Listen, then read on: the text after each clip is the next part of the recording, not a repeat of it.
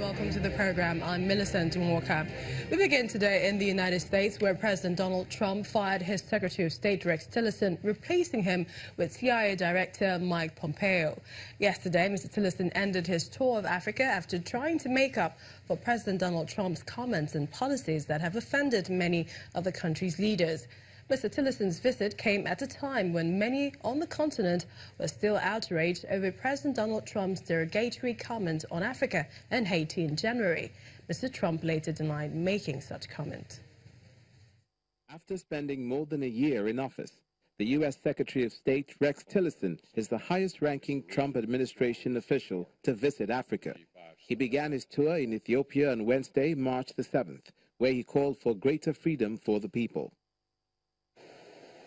Meanwhile, on arrival in Djibouti, news broke out that U.S. President Donald Trump will meet with the North Korean leader Kim Jong-un.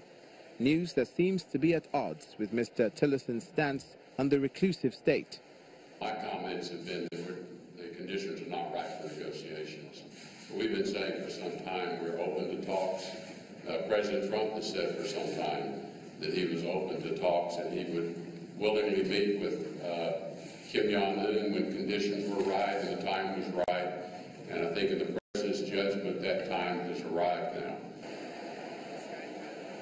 Away from Djibouti, the U.S. Secretary of State moved to Kenya, where he warned the government not to stifle the media and threaten the courts. A free and independent media is essential to safeguarding democracy and giving all Kenyans confidence in their government.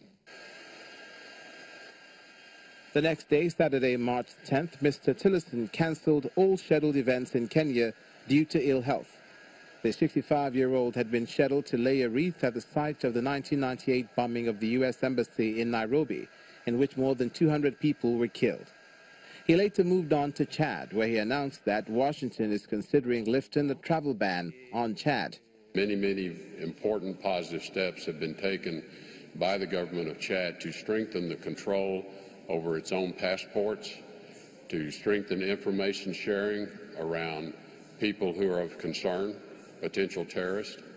And these steps, I think, are going to allow us to take actions to begin to normalize the travel relationship with Chad. Finally, the U.S. Secretary of State ended his visit to Africa in Nigeria. Mr. Tillerson promised that the United States will provide training, support, advice, and information to the Nigerian government to secure the release of the 110 missing Dapchi schoolgirls. The way we support is in providing them capability, capacity, whether it's equipment, but also training, personnel for special operations, and sharing certain intelligence to ensure that they have all the information available to plan and carry out a recovery effort. Initially, Mr. Tillerson had planned to spend the night in Nigeria before flying home, but he had to cut short his visit to return to Washington in order to deal with urgent matters back home. Well, let's get more on the story from an African affairs analyst, Mr. Declan Ihekari. Thank you so much for joining us on the program. You're welcome. You've watched that report, and not a lot of people saw this coming, the sack of Rex Tillerson by President Donald Trump, especially a day after ending his Africa tour. Was it something he did or didn't do or say on the continent? Yeah, thank you. From inception, Tillerson should have known that he had very little to stay with Trump. Right from the onset, the powers that be in White House had never wanted him. They saw him as an interloper who would not flow with the agenda of Mr. President, that's Trump.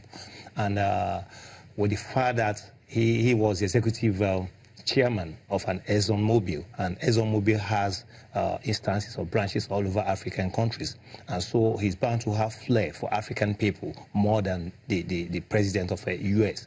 So right from the onset, the White House was afraid of him, knowing fully that he has a credential of winning the heart of Africans and more of Americans who had never seen Trump to be people-friendly.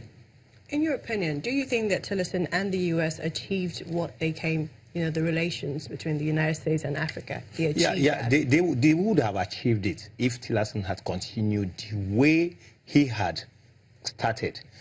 Bearing in mind that Trump had made so many statements against African leaders, and this had pitched the African leaders and African people against the American people.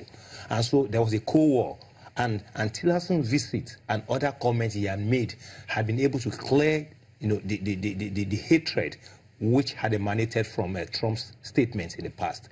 So even though he denied making them. Yeah, even though Trump denied making such statements, but the fact remains that Tillerson had a very good credential to right the wrong of American right if he had the opportunity to continue, knowing fully his background, knowing fully that he's somebody who speaks the mind of the people, of the ordinary people in America or elsewhere in the world.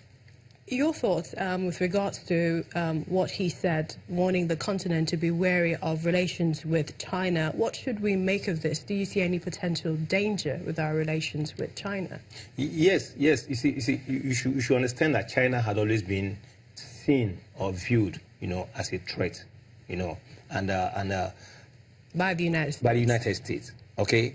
And if he had made such a statement, I think the world should be watchful of that. It's not a statement that is being made by an ordinary person. It's a statement that is being made by somebody who has seen, who can see, and who can feel. So that statement should be taken very, very critical. Let's not forget that Nigeria and, some parts of Africa as well have these relations. I mean, we've collected loan from China. We heard about that in the news. Yeah. There's no doubt that Africans are linked in business manner with China, bearing in mind of things that we're bound to gain from them and things they are bound to gain from us. So that should not be taken away, that we should severe relationship when it comes to economic system of nations with China. But the fact remains that China might have a dangerous agenda which might not be known to any part of the world right now. What kind of relationship is Africa likely to have with the Trump administration? Well, I think Tillerson out, Pompeo in. Yeah, like I said earlier, if Tillerson had continued, things would have been better. If you watch the clip very well, you hear statements he made in those places he visited in Africa.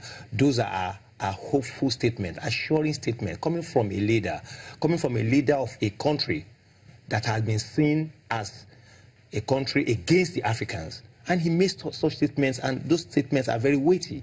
So now that he has been out and a loyalist of President Trump, as Mike Pompeo, had been brought in, we're going to see an agenda, a pure agenda of Trump against the other nation.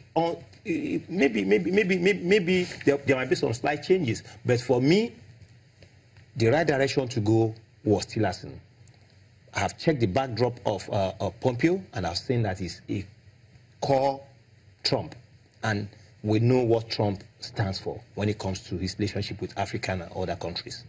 All right. Well, thank you so much, Mr. Declan Hickory, for joining us on the program. You're welcome.